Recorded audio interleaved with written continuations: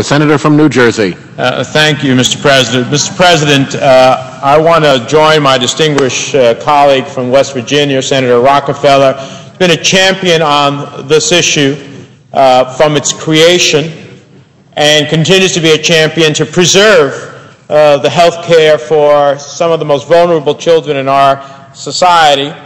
And I appreciate his leadership, and I am privileged to join with him in this effort, along with Senator Baucus, chairman of the Senate Finance Committee, my colleague from New Jersey, Senator Lautenberg, who has tried time and time again through the appropriation process, Senator Snowe, who has been a champion on this issue as well. We understand the consequences. 11 months ago today, the Bush administration decided to jeopardize health coverage for hundreds of thousands of children across the country. The Centers for Medicare and Medicaid Services sent a letter to all state health officials announcing that 1 month from today, states will be pressured to cover a much narrower range of families. They based their directive on an unfair financial standard that would exclude hundreds of thousands of children in the most difficult economic circumstances of our time. The result of that directive, I believe, would be unconscionable. It would mean hundreds of thousands of terrible stories.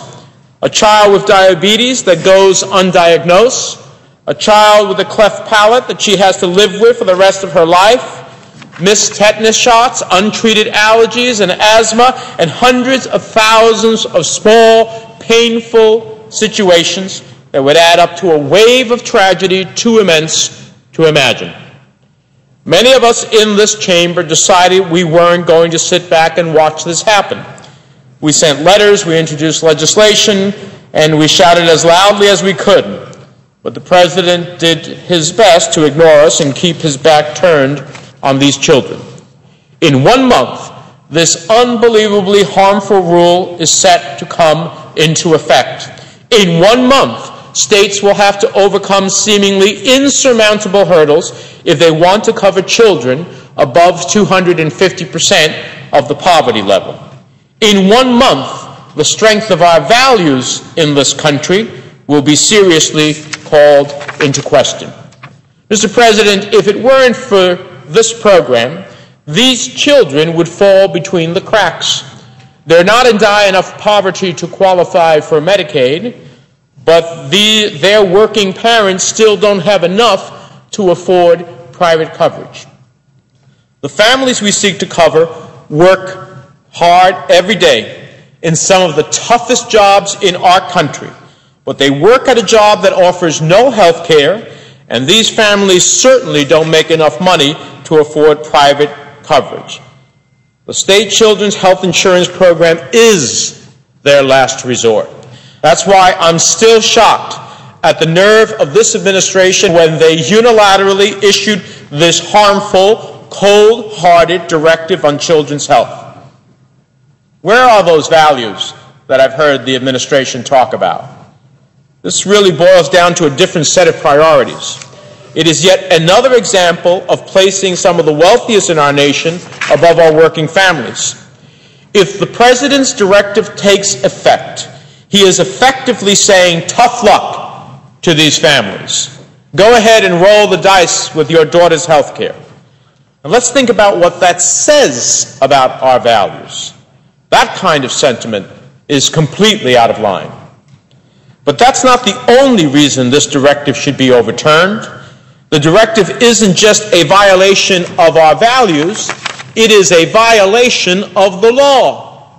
The administration bypassed Congress and violated the Congressional Review Act when issuing this directive, and the Government Accountability Office and the Congressional Research Service have issued legal opinions stating as much.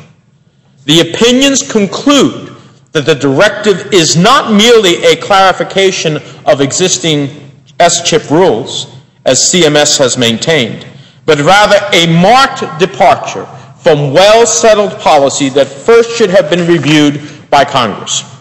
That is why we are introducing this resolution of disapproval regarding the August 17th CHIP directive. The President cannot be allowed to get away with a destructive backdoor policy.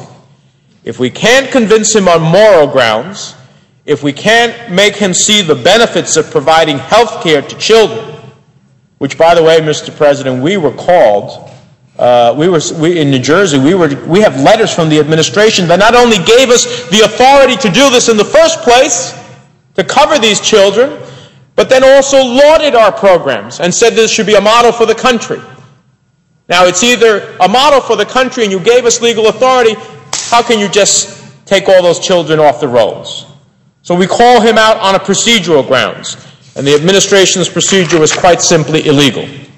When this resolution passes into law, the August 17th directive will be nullified, and that is my ultimate goal, to protect the health of our nation's children, and certainly so many children in New Jersey affected by this directive. The goal we strive for should be to cover more, not fewer children. I believe that we have a responsibility, a moral, financial, and professional responsibility to ensure that in the greatest country in the world, that no child in America goes to bed at night without proper health care and treatment, and that means we must provide them with health coverage. If we don't, what are these families supposed to do? In these tough economic times, now more than ever, we need to support states that offer options for affordable coverage to hardworking parents and their children.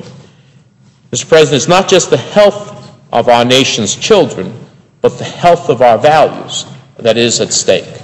I hope our colleagues, when this resolution comes up for a vote, will give it an overwhelming level of support, and we will send the right set of messages both as to our values and as well as how much we appreciate our children as the future of our country and the health that is associated with them that will be necessary for them to achieve their God-given potential. With that, Mr. President, I yield the floor.